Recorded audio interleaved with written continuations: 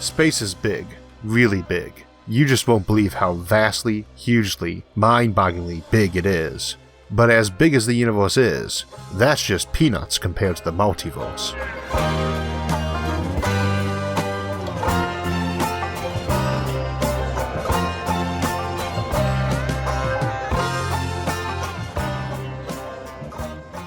So today, we will be looking at some of the stranger implications of the notion of the mini-world's interpretation of quantum mechanics.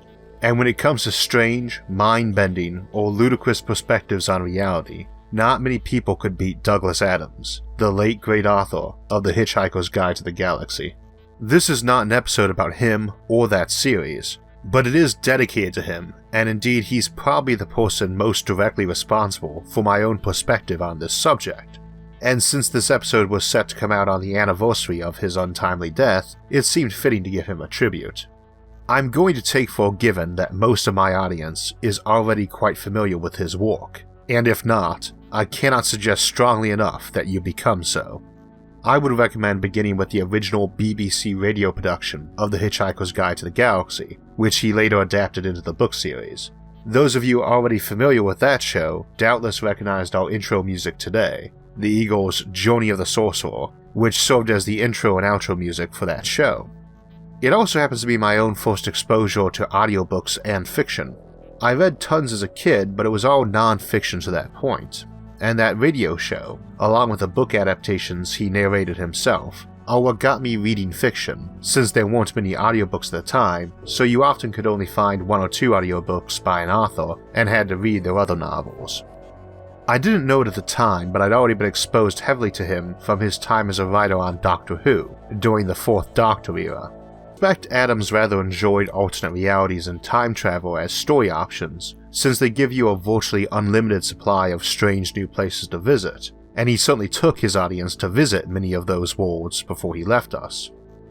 We might as well begin our topic with explaining how this mini-worlds interpretation arose and what it means. And we are going to see that it has a lot more strange implications than we usually see when it's discussed in fiction, some of which are arguably rather dreadful. Of course, to do this, we have to discuss quantum mechanics a bit. Don't panic though. While the various interpretations of quantum can be quite mind-boggling, they don't require much technical knowledge. At the beginning of the 20th century, physicists were of the opinion we lived in a totally mechanistic universe. The notion at the time was the universe worked on strictly mechanistic cause and effect lines, so with enough computers one could calculate the future exactly. It was deemed impossible to perform such calculations, and even with modern computers it would not be, but from a philosophical standpoint it didn't matter if we could do it or not, just that everything was predetermined. Then along comes quantum, which gives us apparently random events, throwing that right out the window. There are tons of interpretations why these events are random or random seeming, but the two big ones are the Copenhagen interpretation and mini-worlds interpretation. Copenhagen holds that there is just one reality, or at least only one pertinent to quantum events, and that everything in it is in a constant state of fluctuation when not being observed. Simply put, if you flip a coin, it is heads and tails until you observe it being one or the other. Now, most of this random chaos is going on deep down at the atomic scale and tends to average out, so that most macroscopic events are still essentially determined in advance, but they can still bubble up to affect events bigger than the atomic. That actual coin might be 99.999% likely to be heads, but there's still a finite chance it is tails until observed, and indeed a small but non-zero chance it will have turned into a jelly baby. If any given atom has a chance to decay, transmute, or move in a random fashion, it stands to reason there is an even smaller chance that two of them should do so at about the same time and place. Thus it stands to reason a few metal atoms might turn themselves into some sugar molecules. There's an even smaller chance hundreds might do this, or trillions. The odds of this occurring are so small they would be preceded by a decimal point followed by enough zeros to fill a book, but they are still not zero.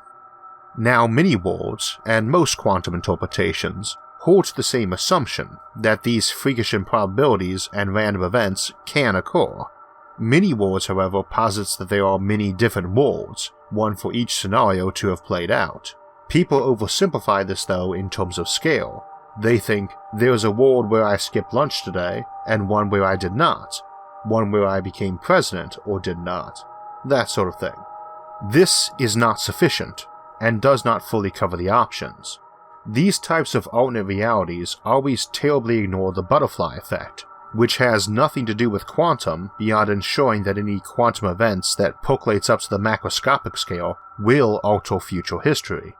We will discuss the butterfly effect more when we get to Isaac Asimov's notion of psychohistory this summer though. The basic result of the butterfly effect though is that even minor events like some guy you never met deciding not to get a haircut on Tuesday instead of Friday can avalanche to affect your life, especially if he did it a century or two ago, as time magnifies the effect. Many folks tend to think this quantum randomness really does not percolate to the day-to-day macroscopic level. We shall now demonstrate that it does. At the moment, based on channel size, the number of folks who will be watching this episode on the day it comes out should be 20,000 or so, and a good portion of you will be thinking about your next meal, while some are eating it now. For the former, you probably have not yet selected what to eat and may be prone to suggestions. I wrote down 6, and used Australia National University's online quantum number generator, and it selected a number, 1 to 6, corresponding to cheeseburgers from those options. Out of a sample of thousands, we can almost guarantee a decent number of you will now decide to have a cheeseburger. This quantum cheeseburger you or someone else now eats is definitely a macroscopic event. This quantum cheeseburger will impact the rest of your life and human history. One of you will go to the pub to acquire this quantum cheeseburger and a pint of beer, and in doing so will meet the gal or guy of your dreams and having a kid as a result. The quantum cheeseburger will have fundamentally altered your destiny. That randomly selected food option, produced by quantum chance, has now changed the fate of the universe. And this is what quantum tells us, and to the best of our knowledge, no computer, not even a solar system spanning Matryoshka brain, could have predicted the emergence of the quantum cheeseburger, nor its subsequent impact on humanity. Indeed, as my audience is strongly composed of technophiles, many of you shall further mess with the notion of determinism at the macroscopic scale by visiting such a quantum random number generator and making a decision based on its outcome. Under the butterfly effect, each of those decisions will ripple outward and impact everything, amplifying their effect as time goes on. Now of course that's how it plays out in the Copenhagen interpretation. In many worlds, the quantum cheeseburger exists in one reality, and the other 5 options each have their own. The quantum bratwurst, the quantum salad, the quantum lasagna, the quantum clam chowder, and even the quantum chimichanga now exist and are irrevocably dominating the future history of their alternate universes. But down at the quantum scale, these events occur endlessly, and one must invariably consider that should many worlds be true, then all possible states exist. This is like the Library of Babel. In this hypothetical library, every sequence of letters was written down to fill a book, much as though an infinite number of monkeys were given typewriters and set to replicate the works of Shakespeare. Now if we gave a monkey a keyboard that had individual keys, no shifts or mods, one for all the capital letters and punctuations, say 100 keys total or 10 squared, we know that any given letter or symbol has a 1 in 100 chance of being pressed, and the same for the next digit, so that any 2-letter combination has a 1 in 100 times 100 or 1 in 10,000 chance of occurring, 1 in a million for any given 3-symbol combination, 1 in a trillion for any 6-symbol combination. A 22-symbol combination would be 1 in 100 to the 22nd, or 10 to the 44th. That would be 100 tredecillion, a tredecillion being 10 to the 42. On a roll of paper wide enough to hold 22 characters a line, and say a centimeter per line, the full scroll of every 22-character combination would be some 10 to the 42 meters long, 10 million billion times longer than the observable universe is wide. And if we assumed each line and the paper it was on weighed a gram, it would have a mass of 10 to the 41 kilograms, about 2% of the mass of our entire galaxy. On that immense scroll containing every possible 22 symbol combination of those 100 characters, somewhere on that will be the phrase, "I can has cheeseburger." And that's just 22 characters. Just one more and it would take an entire galactic mass to make the paper to write them all down. You would only need 27 characters to need the entire mass of the observable universe turned into paper to hold all those combinations. Indeed, you'd use all the mass just to have all the monkeys and typewriters needed to produce the 22 character code. Your typical book has somewhere around 1,000,000 characters in it, and you would need 10 to the 2 millionth power of these books to fill this variation of the Library of Babel, and such a thing would not fit into a library the size of the universe, not even close. Even if we could find the mass to make all those books and prevent it undergoing gravitational collapse. It still would not, even if the paper was 1 atom thick and inscribed at the atomic scale. But somewhere in that library, among all the random nonsense, is the script for this episode and a copy of Hitchhiker's Guide to the Galaxy. Indeed, there would be endless trillions of them that were functionally identical. One typo here or there, a double space, a meaningless word change that didn't impact the story. That's with just 1,000,000 characters. Now consider that while a book might be just 1,000,000 or so characters, your body is composed of trillions of cells, each composed of trillions of atoms, as indeed is the quantum cheeseburger.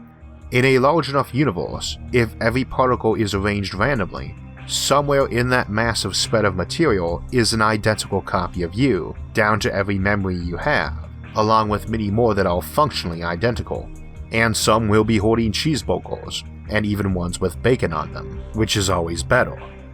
And since these alternate realities need to include every combination and position of particles that could possibly have occurred since the beginning of time, we end up with a number so ridiculously huge that you need to put exponents on your exponents to write it down. Andrei Linde and Vitaly Vanchurin of Stanford put that value at somewhere around 10 to the 10 to the 77th power.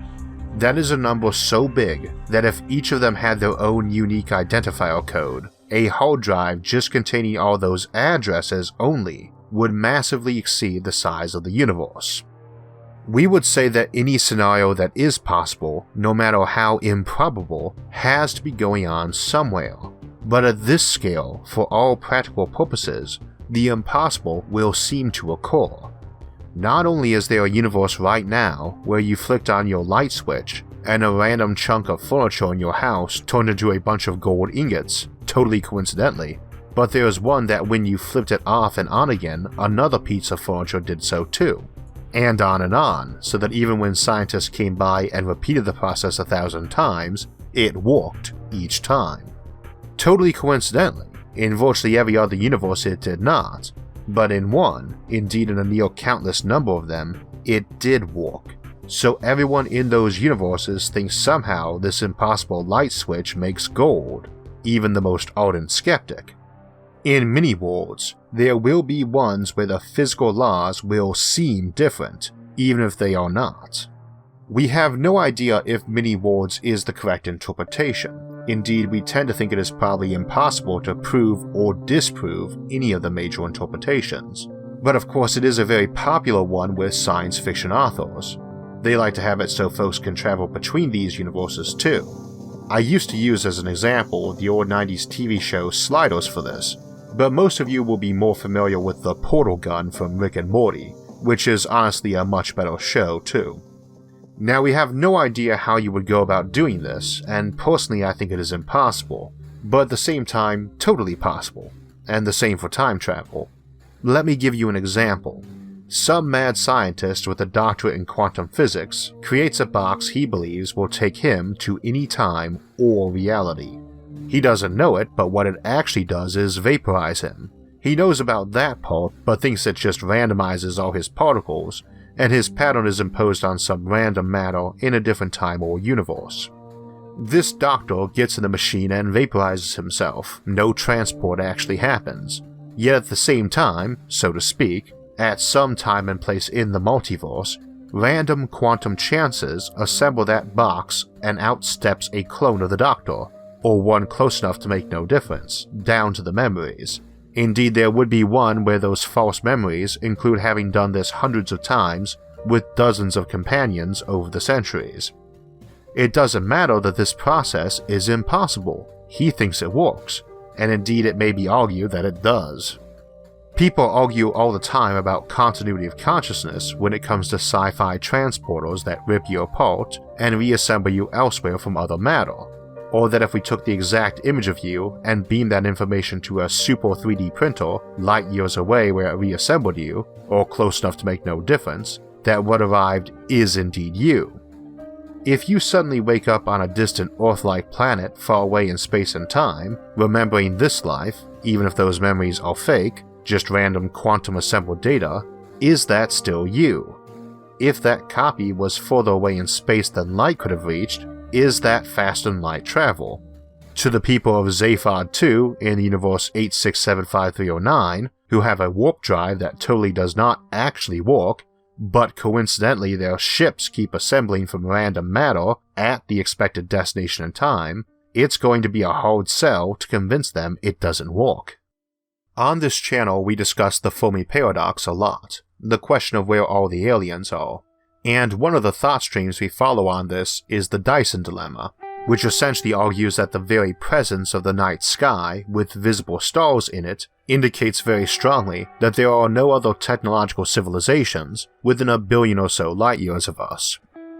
I put that theory together formally a couple years back, having some time on my hands from a cold, and decided to make a video out of it while doped up on NyQuil, thus spawning this channel, and yes, that is pretty much how it happened.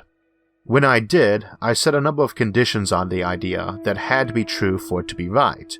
I also stipulated how even a lot of violations would result in the same outcome, such as having access to better power sources than stars. One of those, though, was that folks might discover a way to travel to alternate realities that was easier than traveling to other stars, or even other planets. If mini-worlds is true, and one could pick alternate universes to travel to, then the Dyson dilemma essentially breaks down. You don't need to colonize other solar systems or build massive energy collectors or artificial habitats around your own sun to form a Dyson swarm, because you can just step off to a copy of your own planet where everything is about the same, only an asteroid landed on the tribe of the first proto-humans, or a plague got them, or the hypothetical Adam and Eve who first evolved to what we would call sapience never did so. Now weirdly, that's one of the conditions of the Dyson dilemma folks least argue with me about. It's the condition for constant expansion when you can comfortably do so that seems to rub folks the wrong way. But occasionally someone will argue that it isn't a solid condition because since those realities are finite, the ones with a mostly identical Earth minus people should fill up eventually, and sooner than later since there should be other versions of Earth that also develop the technology to slide between universes, and will be competing to populate those same empty versions. This, though, is where things get a bit weird. Or get weirder anyway. Everything about quantum is a bit weird. First, we have to decide if they are just transporting to another reality, their information imposed on some collection of atoms there, or if they are actually transferring mass and energy to that new universe. If the latter, we not only have to keep in mind that there should now be a huge additional number of possible forkings in that universe, since you just added a trillion new atoms to it by stepping in, but also that those realities can affect each other, and so the number of possible universes arguably leaps up in a ridiculously huge way, making running out of them arguably impossible. Alternatively, we could consider the former, that you're just copying your state to another reality. This also makes it impossible to run out of new spaces. Whether or not such a machine to genuinely slide between universes could be built, if these places do exist, people will think they can be built, because there is going to be a version of reality where, much like our Doctor stepping out of the box, both of which just came into existence, there should be a universe with an unpopulated Earth where a copy of you has just spawned, standing there with a bunch of fake random memories, ending with having stepped into a reality sliding box. Let's assume we have a machine that takes a pattern inside it and copies it onto some random atoms in another reality. To keep it simple, we copy one iron cube, exactly 1,000,000 atoms high, wide, and tall, to the exact peak of Mount Everest. Now there are endless trillions of realities, all different from ours, where someone did exactly the same transport to the same location, producing the exact same result, so only one reality is needed to satisfy all those universes that transported the ion box there. So you cannot run out of room if every possible configuration of reality exists, even if those are finite, because many of those realities will be taking an action that results in the identical outcome. That's why it's condition breaker on the Dyson dilemma, though not the Fermi paradox. If all possible scenarios for the universe exist, then there is one where there's intelligent aliens everywhere, and one where we are the only ones. Now, I don't think such a thing is possible. Indeed, I'm not a big fan of many worlds, which has nothing to do with its scientific merit. I just don't like what it implies. It comes back to the whole free will and determinism thing. I don't like the idea that there are trillions of near-identical versions of me each writing this script right now. I don't like the idea of thinking of them as the same person, or that only a specific and exact copy of me down to the subatomic particles is actually me, since my body is constantly taking in new particles and memories. Yet I am, by any sane definition, still the same person I was when I started writing this sentence, even though I've inhaled trillions of new oxygen molecules and exhaled trillions of carbon dioxide particles whose constituent atoms were part of me earlier today, even though I now have memories I didn't have 10 seconds ago. Of course, I said by any sane definition, and when I say that, I do not necessarily mean the non-sane ones are wrong. I don't think it would be possible to remain sane if someone genuinely, down to the core of their being, did not believe they had free will and an identity. Thus, I hang out in the philosophical camp known as compatibilism, even if I tend to think Immanuel Kant probably has a point when he called the line of thinking a wretched subterfuge. But these are the kind of issues we are faced with when considering the issue of near-infinite improbabilities, and even without many worlds, it can still arise in an infinite universe, or one so large as to encompass all possible states which might exist in any given observable value. People often misinterpret the Big Bang Theory to say that the whole universe came from a point-like object, or a very small one, when it actually says the chunk we can see presumably did. That original protoverse, pre-expansion, is thought to be a lot bigger than the bit we can see now, and quite possibly infinite, so that the proto-universe started infinite and our chunk is just a finite part of the infinite whole, which expanded from a finite part of the original, also infinite whole. We have no idea about that right now either. We also have a name for the Doctor or other folks who sprung out of nowhere with fully formed bodies and minds, and that's a Boltzmann brain, a topic we will be looking at in detail this summer. It doesn't require quantum either, just particles randomly bouncing around, forming a pattern that just happens to be a thinking life form, an extreme example of what presumably caused abiogenesis on this planet. But that's going to finish us off for today. Like most episodes in the series, you're probably coming away with more questions than answers, and I'd encourage you to look around the comments section for discussions, or come join us at the Facebook or Reddit groups, Science and Futurism with Isaac Arthur, to discuss those more. With the channel's wild growth this last year, I can't actually reply to most comments anymore, but I still try to read them all and reply to as many as I can. Fortunately, there's a lot of other clever folks hanging around the channel to talk to. The schedule of episodes for the near future is a little undetermined, at least the time I'm writing this. As you may be aware, I'm teaming up again with my friend Fraser Kane of Universe Today for another episode collaboration, the topic being resource extraction and utilization in space, which is going to go all the way up to disassembling planets. And we'll keep you the date on that a bit fluid since it's hard to work as a team with deadlines. That topic was picked from amongst suggestions by our various patrons on Patreon. Actually, quite a few folks suggested that one. And if you'd like to help support the channel, you can follow the link to our Patreon account in the episode description. For alerts when that episode and other ones come out, make sure to subscribe to the channel. And if you enjoyed this episode, hit the like button and share it with others. Now I'm going to go fix myself a quantum cheeseburger. Until next time, have a great week.